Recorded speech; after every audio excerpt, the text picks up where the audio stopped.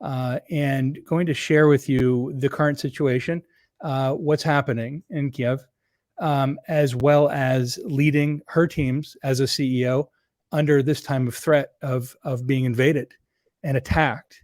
And it's just incredible to me.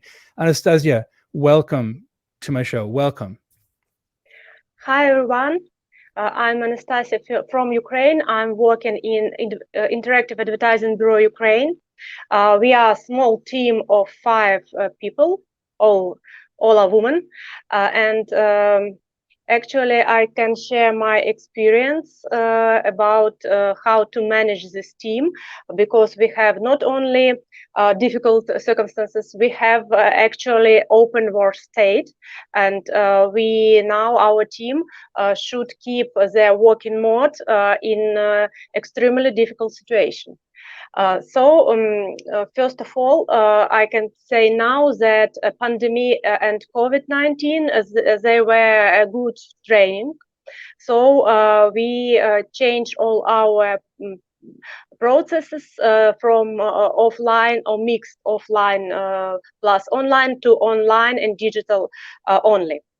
And it's actually was good preparation, because 7 days ago Russia started a war with Ukraine, and we should operate as a non-government organization, as industry organizations that should unite interactive digital industry of Ukraine in a very difficult situation.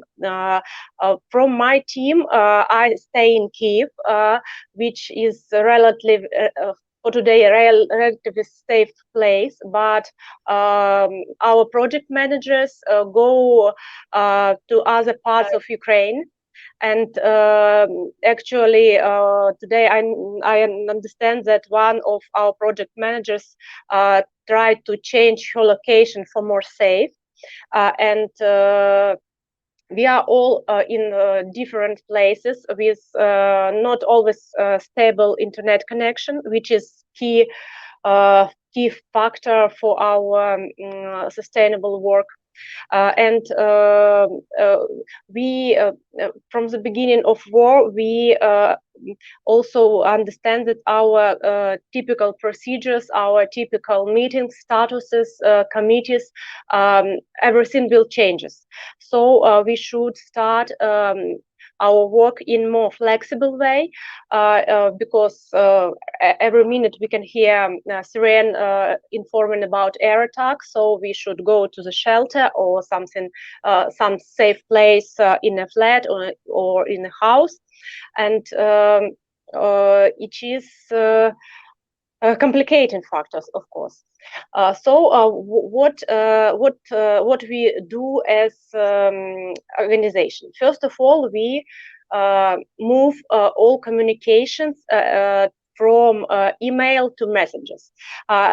In normal life, it's a good way to lose some important information, but in time we live and operate, it's a good idea, because we have all answers and ask all questions quickly.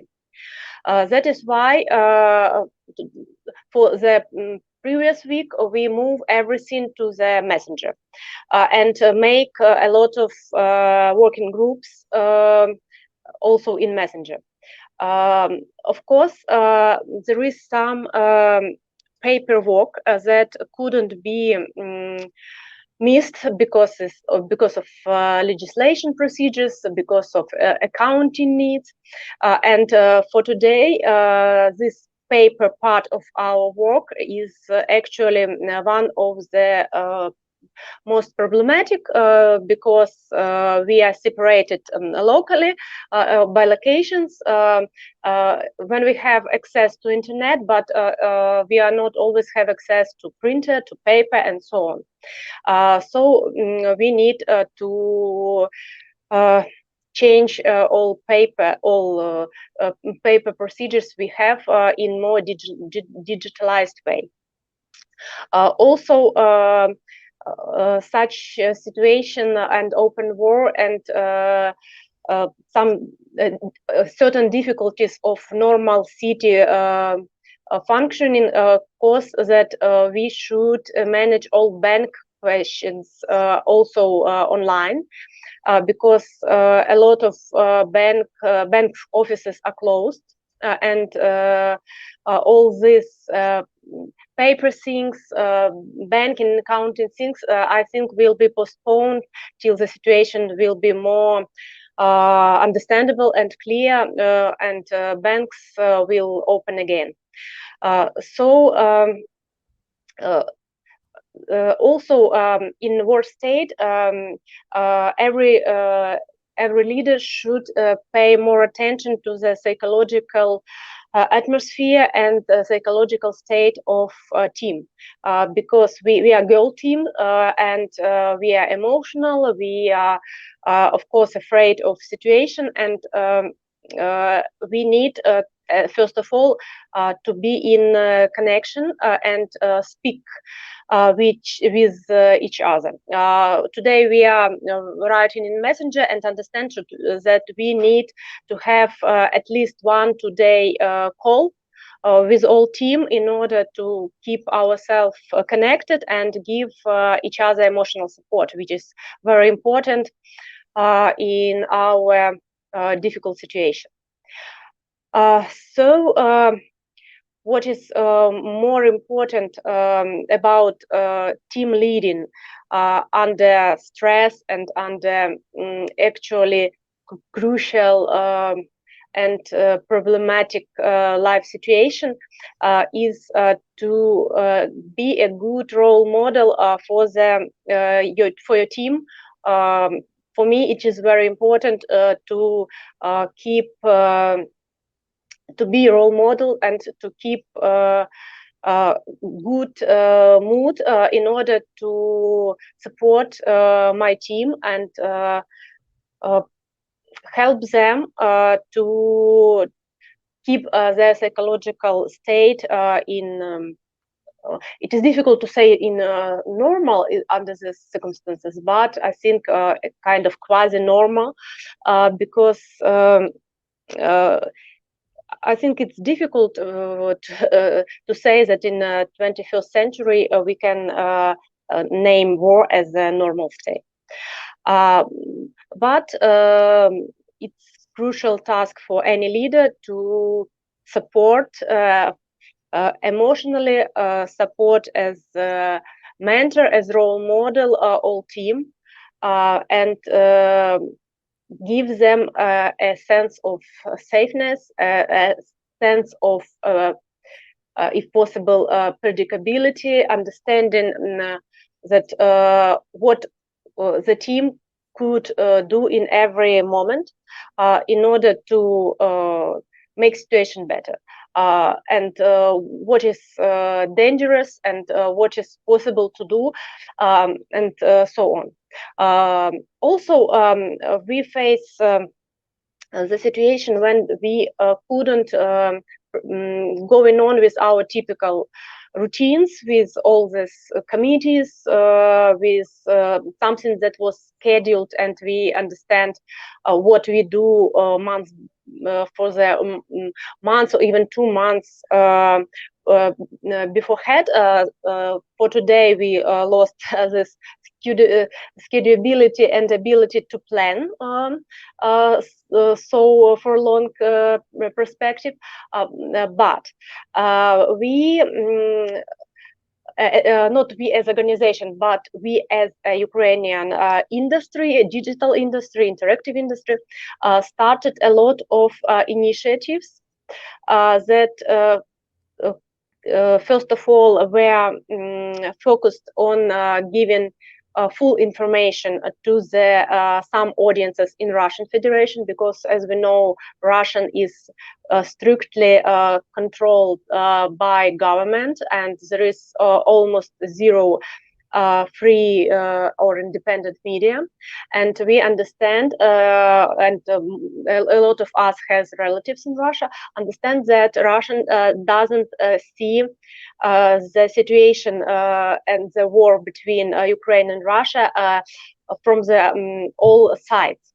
That is why we, as a team of volunteers, make advertising campaigns using YouTube, using Google tools, using social media in order to inform Russian Federation people, Russian soldiers' moms, in our European partners and colleagues, also Belarusian audience about situation in Ukraine. So we have a lot of different messages. We showed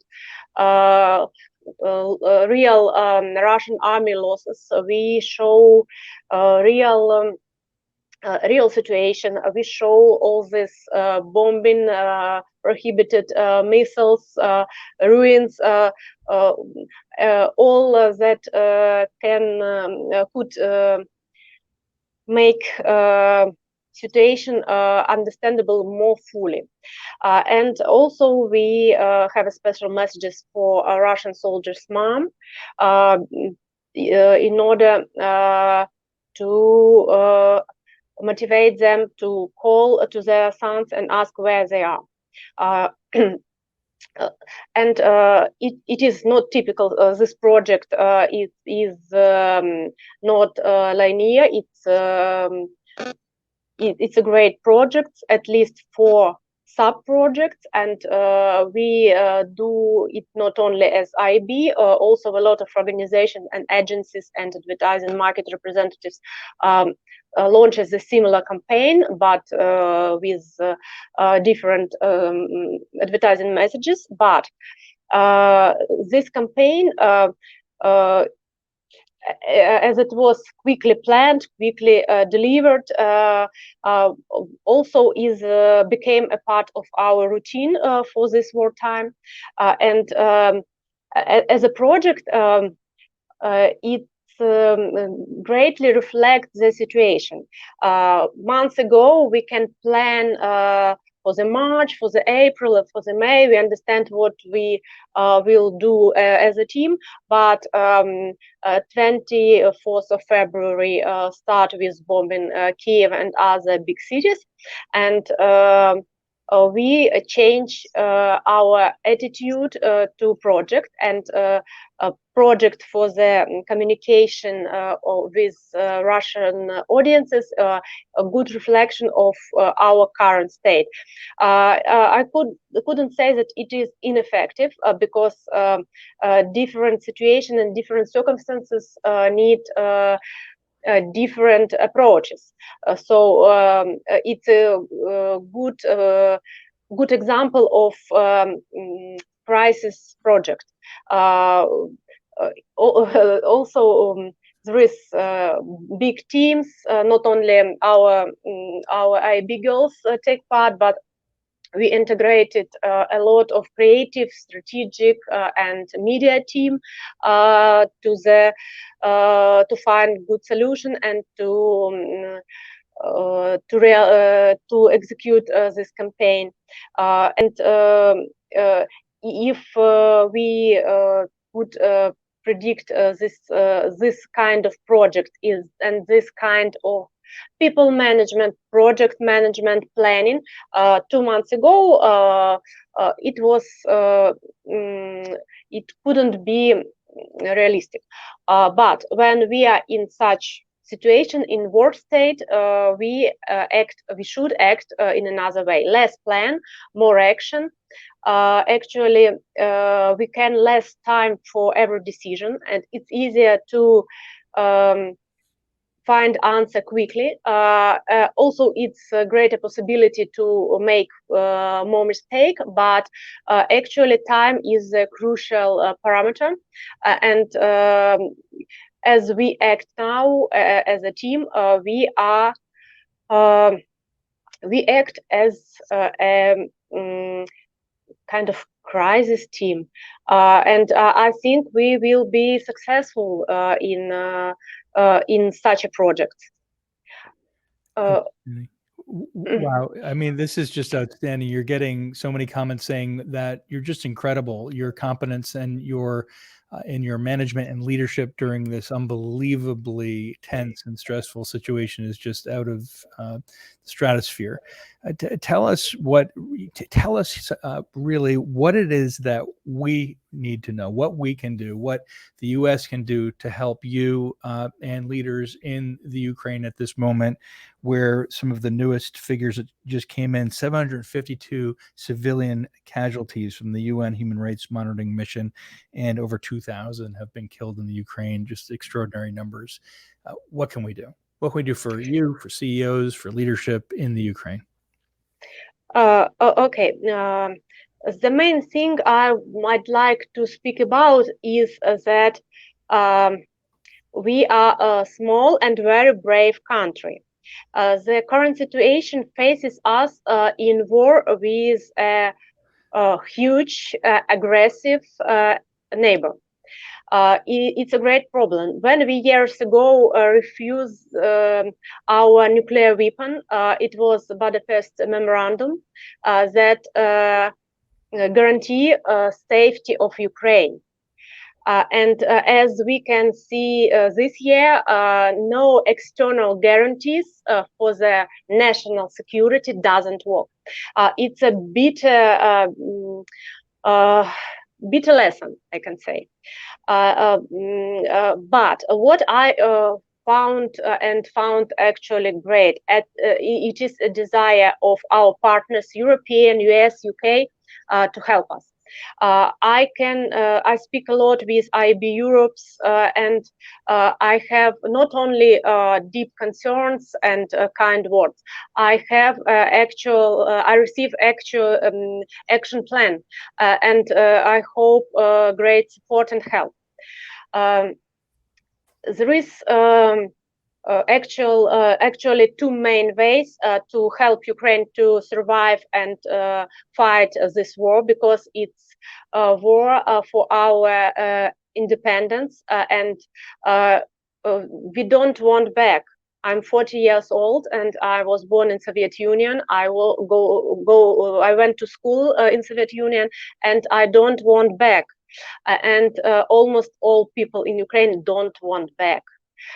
We want to see our country independent. Yes, we are in war with aggressive and huge neighbor. We need help. Our National Bank of Ukraine launches two special accounts dedicated first for the support of armed force of Ukraine, and second, which is more important for other countries, for humanitarian support. We need any donation, because no normal country budget war. Actually, Ukraine didn't budget a war in annual budget for the year 2022. And war cost us a lot. It costs for our people not only their lost flats, not that they became refugees, but also it cost their lives. Russians went their war, I think I can name it in medieval way. Use a lot of prohibited and illegal weapons. Our second largest city, Kharkiv, bombed by vacuum bombs, a lot of cassette bombs, a lot of prohibited instruments. Russians go to Chernobyl, and they keep all Chernobyl teams, and it's a great danger, because they could put Chernobyl again, and it will be a great catastrophe, ecological catastrophe, not only for Ukraine and Europe, it's worldwide catastrophe, because we know what is Chernobyl. In this situation, as I say, we need any kind of support. A lot of our partners bring us already modern weapon, humanitarian help for our people. And if any foreigner have a desire to help Ukraine to fight and win this battle, actually battle for independence and for a European future. It's a good way to donate to the special accounts of National Bank of Ukraine for armed force or to the humanitarian needs. Also, you can support any initiative, local initiative you think will be useful. For example, NGOs actually without any donations could stop their activity. Because when we have war states, priorities changes. So people invest in things they need, and support of NGOs or on funds. Actually, it's a low priority because the main question is to support people with water, with food, with a kind of accommodation, and it also could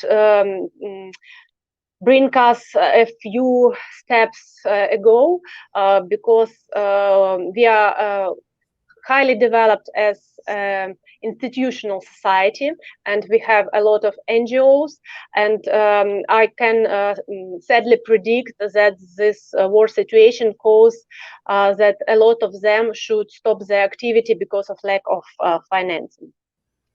Yeah, a lot of people are saying that the plan that Putin has is stuck. And it's going to stop. People and leaders like you, Anastasiya, who are there in the Ukraine, in Kyiv. You stayed. There was, I think it was 40,000 fled, across war. Tell me about your choice to stay in Kyiv and what that means to you. Yes, it will be very difficult for me to bring you any rational reason why, but I have feelings that I should stay. Kyiv. I was born in Kyiv. Kyiv is my city, my home city. All my children were born here, and I have a strong feeling that I should stay. I check a kind of how I could made my stay in Kyiv more safe. Of course, I'm normal mom, but I decided to stay, and it's not only unique decision. A lot of my colleagues stay in Kyiv or bring their families to Western Ukraine or Eastern Europe, and then go back in Kyiv, because we need a lot of volunteers. Of course, men could be mobilized, or we have territory military unit, like not military, like territory civil organization for local protect, and they are a kind of police, but they are not military, and we need also a lot of volunteers to make infrastructure. Kyiv is a large city with population more than I think now more than 3 million people, and its infrastructure needs support. There is a lot of old people in Kyiv that people couldn't move, and they need water, food, they need medicines, and so on. That is why Kyiv now is not empty city. A lot of people stay here. It is also important. It's a capital. It's important city for our government, for our president, and a lot of resources, not only internal but external, from our partners, bring to Kyiv in order to support city and keep it with Ukraine. Also, Kyiv is a very old city and full of historical monuments. and this also should be protected. Because I think if population just leave Kyiv, all these historical monuments will be a subject of destruction. So when the activists, when the volunteers and part of population stay in Kyiv, it means that we have chance to save Kyiv in that form and type as we used Kyiv see and we love it. So it's not only my decision, it's decision of a lot of people to stay, support city infrastructure, protect Kyiv, and support and protect all valuable and historical heritage we have in Kyiv.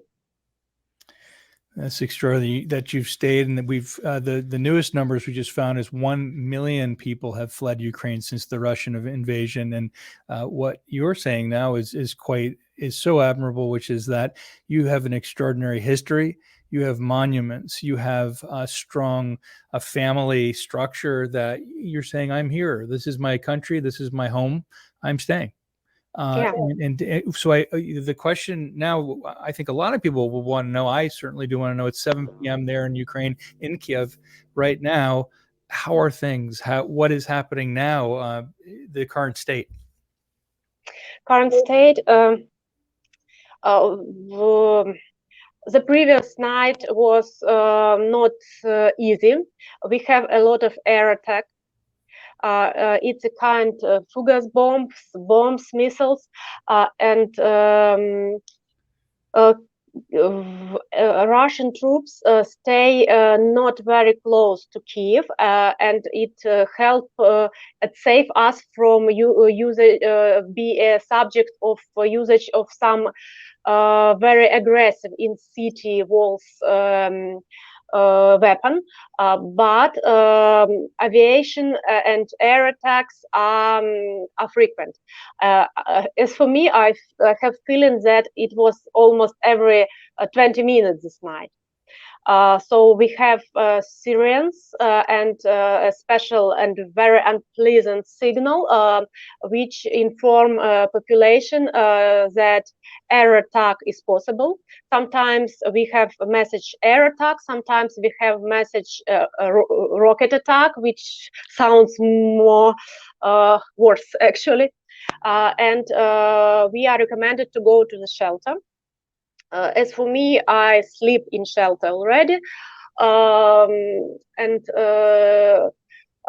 this night I have feeling that it was every 20 minutes, and it was very massive since previous evening. It was very massive air attack for the almost all territory of Ukraine, but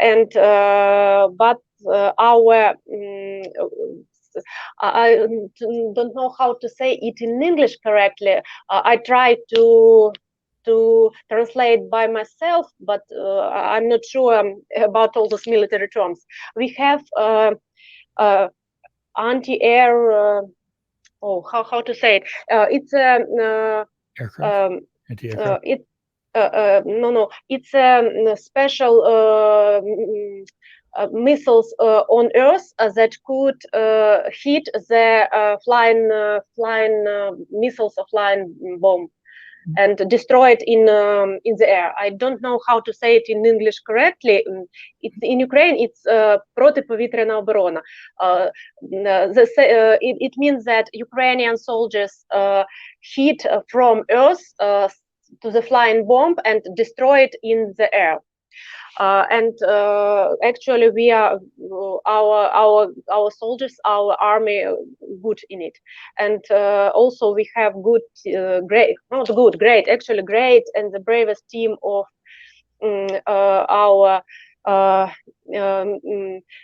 our soldiers that could do their best to protect us. But as for typical civil population, actually situation in Kyiv seems dangerous. Kyiv, as far as I remember, I'm 40 years old, was very very atmosphere, very kind, very nice place with World War never stay nearby. That is why it looks like surrealism. It's something unbelievable. But there is not the worst situation in Ukraine. The much worse things in Kharkiv. It's a great city with population more than 1 million people, which is situated to the north east from Kyiv, and a very bad situation in Mariupol. It's southern Ukraine. Kherson, it's also southern Ukraine. Because this city is almost sieged by Russian troops, and there is no water and electricity in Mariupol for 2 days. And our authority asked for the green corridor in order to save civil people, and Russian doesn't allow to save people. Civil people, not military. Civil people who sit in their half-destroyed houses for 2 days without water, without electricity, without a mobile connection. I wait for the response of my my friend Tanya. She is in Mariupol with her child. And I have no response for today, no response. I just suppose that there is no electricity in, and just her mobile phone off. It's my hope. But actually, it is almost terroristic action of Russians, because green corridors, it's a normal human way of dealing such situation. We ask Red Cross to help because it's almost humanitarian catastrophe in Mariupol, in Kherson, and maybe not in such a degree, but also very, very significant in Kharkiv. But Russian doesn't allow to use forces of Red Cross for this situation. And we also ask, United Nations to use their influences, because third, fourth day without water, it's actually genocide. It's a tragedy. And we speak about the situation with all our politicians, which are very active. We speak as an industrial organization, but the situation is stable. Russian doesn't allow green corridor to save civils from Mariupol. With the new satellite, the internet system, has that been of use to you? Have you been able to access that?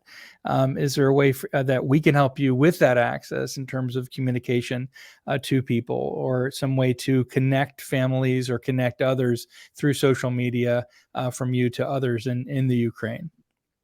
Actually, it's a good situation with mobile connection. It's stable, even in the territories of occupation, or of with territories with active war action. But when you have no electricity, your mobile phone will die in 2 days, even you use it in very economy mode. So mobile without electricity is just a piece of metal and glass. Also, we have not bad mobile internet penetration. It means that if your mobile phone is on and you have enough battery, you can connect not only by mobile phone, but mobile connection, but also for mobile internet, and use any messengers and use any social network to be to be connected with your relatives, your team, and so on. But we just could imagine apocalypses when electricity will be shut down, or electricity infrastructure will be destroyed, and it will take some days to recover. It means that all these days it will be no actual connection with people who are not close. But it will be almost impossible for me from Kyiv to connect with Tanya in Mariupol and understand how is she. And actually, I don't know what will be the solution, because electricity is like first need to support all modern infrastructure. When we lost electricity, ability to keep our batteries on, we lost any connection. That is problem. But what is good, even in Kharkiv, Kharkiv is partly destroyed by massive air attacks. It is possible to call by mobile, and also my friend Sasha Kolb, he also messaged in Facebook current situation in Kharkiv, and a lot of people make videos of usage of illegal weapon, and they're able to load all these videos to the Facebook, to the Instagram, and make them available for the wide audiences. So we are not a wild country, and everything is okay with mobile connection, with mobile internet, but I'm very afraid of any problems with electricity support. It will be a crucial factor for normal communication between all Ukrainians and with their relatives who are abroad, or with refugees who are living, who left or are leaving Ukraine these days.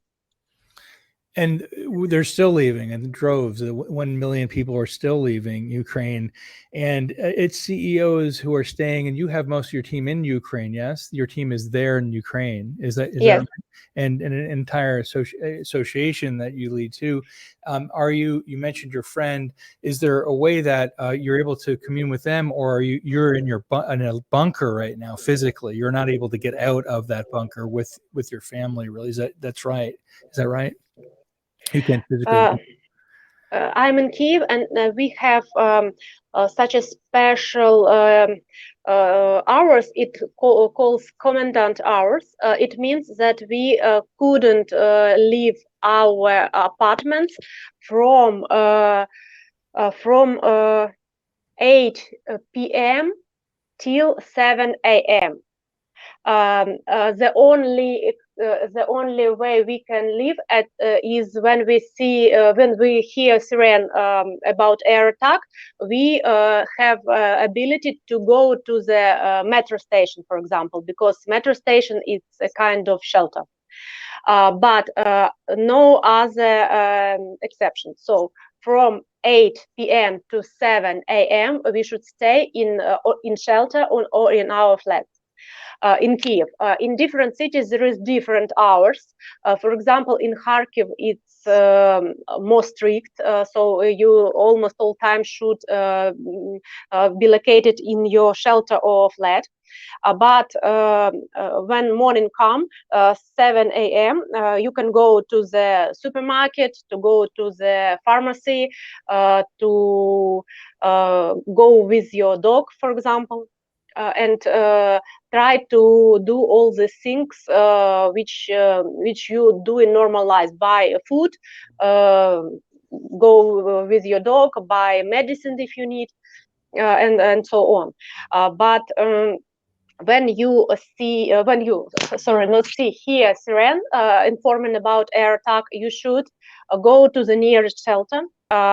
In my district, it means first of all metro station, because there is 2 metro station nearby, and in 3 minutes you can run to any of them, and stay there until the siren will stop. Then you can go out and finish your all you want to do. Or also you need to be with your passport, with your paper passport, because we have electronic, all of us have electronic passports, but in such war period we need to have with us a passport every time. And there is a lot of police, a lot of military, our territory local administration, and they have opportunity to check every time your personality, check your documents. It's normal because there is a lot of diversants, and they are, I can name them terrorists, because they put signs for aviation. They actually, it was absolutely dreadful situation yesterday. They used rocket to destroy our TV tower, TV translation tower, as a part of city infrastructure. But as more worse, they destroyed part of Holocaust monument, Babi Yar, which is worldwide Holocaust monument, which is worldwide tragedy place.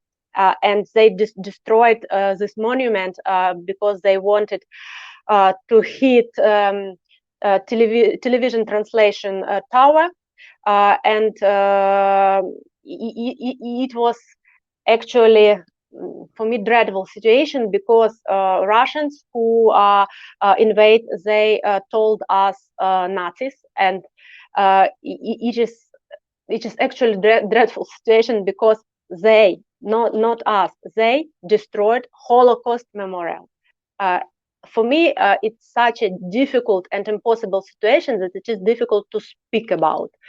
It's just impossible to destroy such a sacred places, such a place of all human tragedy, to just to in plan to destroy TV translation tower.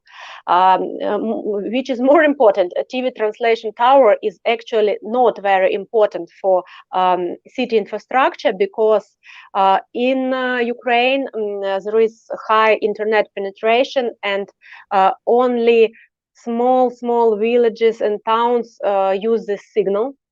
Other use internet, connected TV, OTT, and other services, and we use other type of translation to watch TV, not this TV translation towers, which was actual 20 years ago.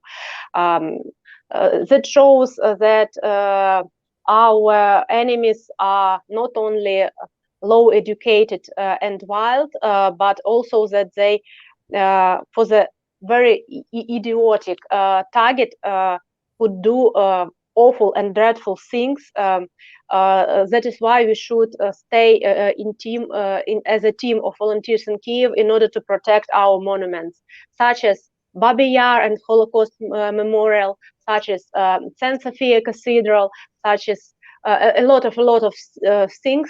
And it's not a joke, because in Chernihiv, it's also a city which is subject of air attack. Russians destroyed part of cathedral, which is before Mongol period. It's a very early cathedral. There is only a few all over the world such monuments of culture. That is why every monument should be under protection and control of volunteers, because I have no names another than barbarians.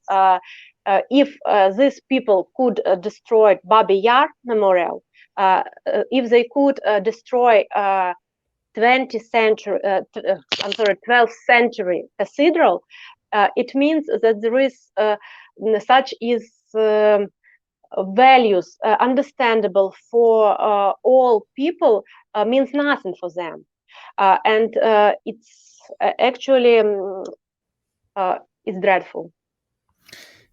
This is it's so it is so dreadful what is happening now, and especially what you're mentioning about targeting monuments, targeting institutions alongside your telecommunications and the end game that is near.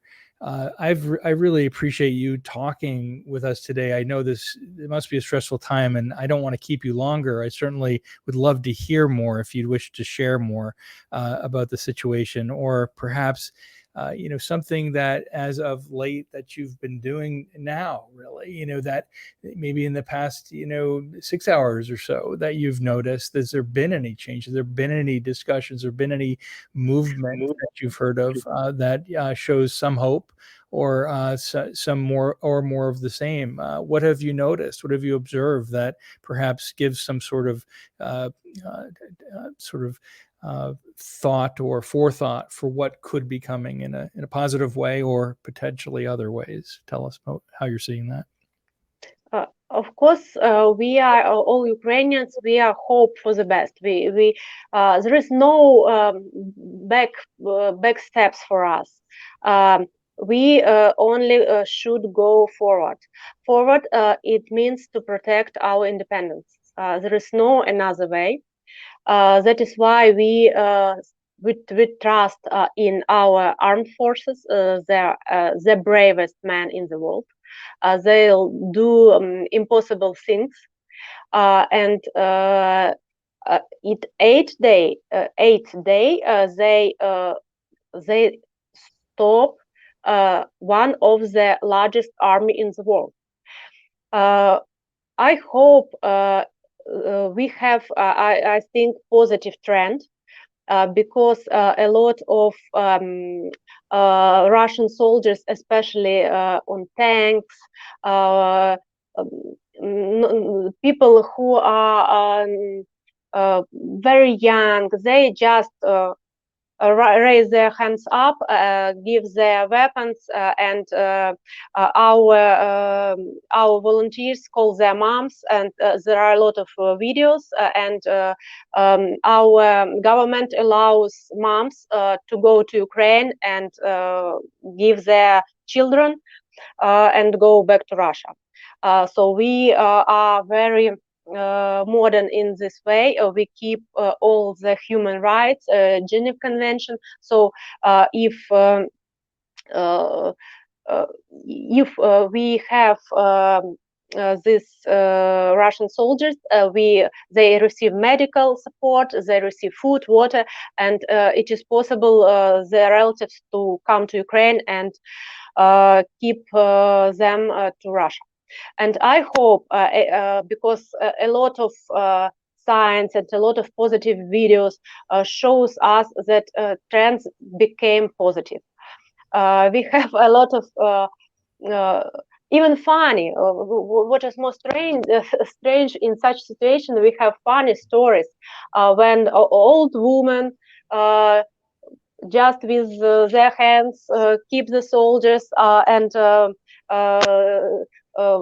do it without any weapon, or we have Roms who stole tanks, and we have a lot of we are very optimistic with good sense of humor nations, and even in this dreadful situation of war, we have a lot of situation to have kind of fun, I can say, or a very something to smile at.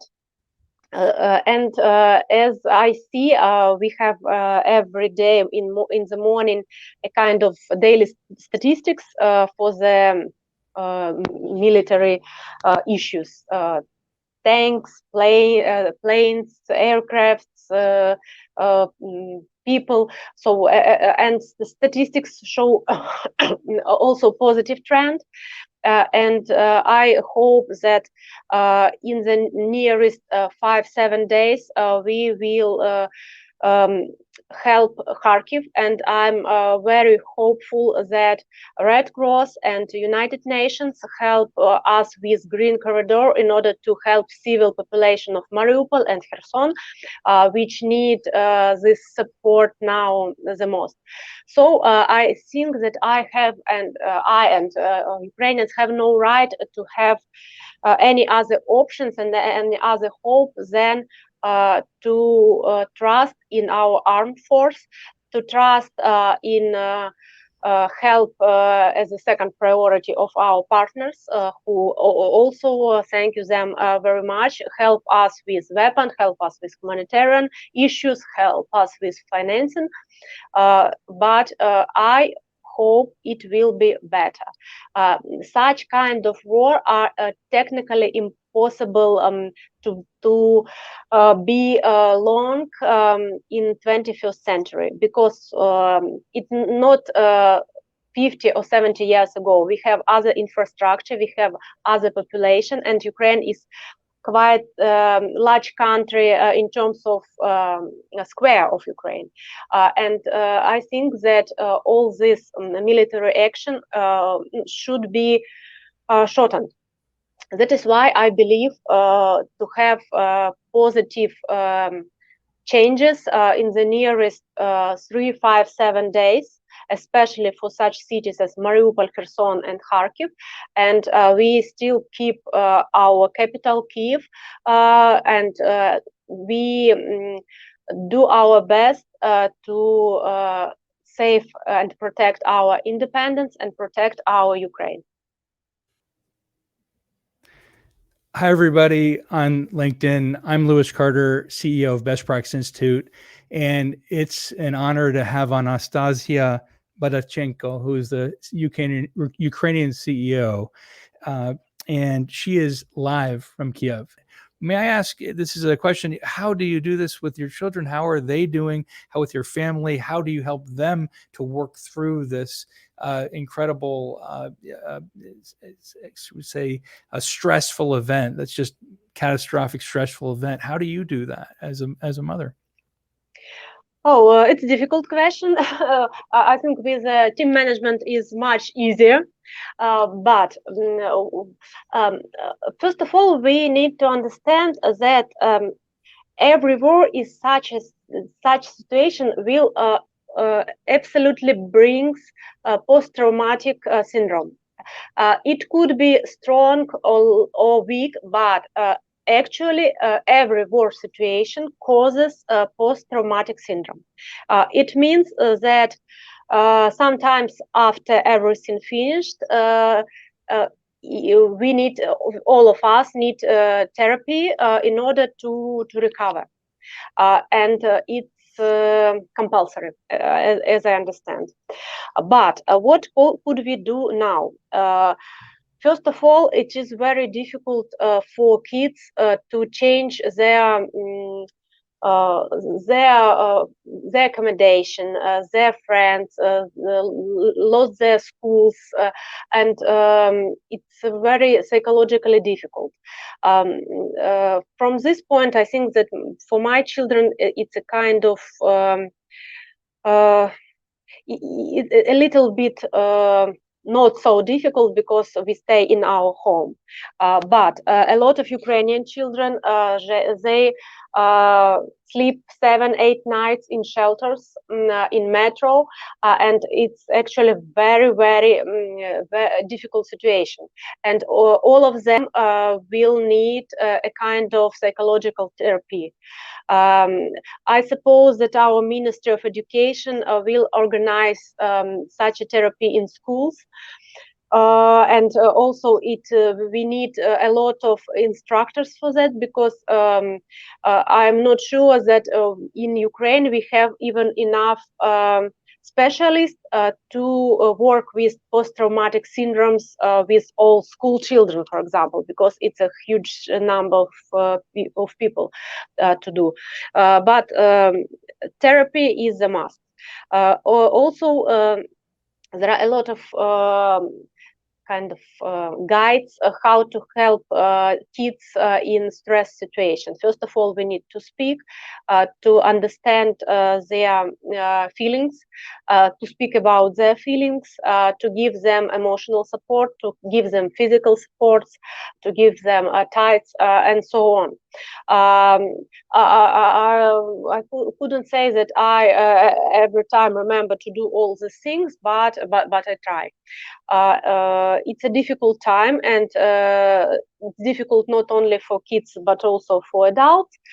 And also we spend a lot of time after all finish in order to bring ourselves to normal life.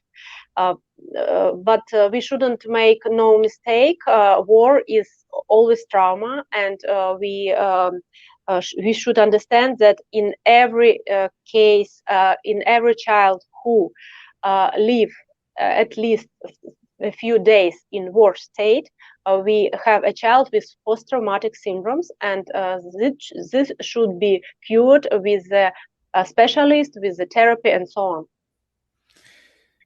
Well, I mean that's great insights. I mean the impact on your country, on your people, is just it's unconscionable. And I do hope, and I call on all of my communities, all of the people who are watching this and elsewhere, to the Red Cross. We can ask the United Nations for help. We can also give to legitimate causes that I've given here. Globalgiving.org, which is an actual Ukrainian crisis relief fund. You can give to that. They've been you can see it here on the screen. Globalgiving.org. It's Projects Ukraine Crisis Relief Fund. That's a legitimate source, and so is the Red Cross source here, which is redcross.org. And you go to just Google or just look up Ukraine Red Cross delivers aid to families. And so important. And others I know will want to know how to help in other ways, and to help you, really. And you've outlined quite a lot today. You're extraordinary in your emotional regulation and your leadership and competence. I'm just amazed by you. And I really appreciate you today coming on, joining us, and sharing this experience and awful situation that's happening now in your country, Ukraine. Thank you.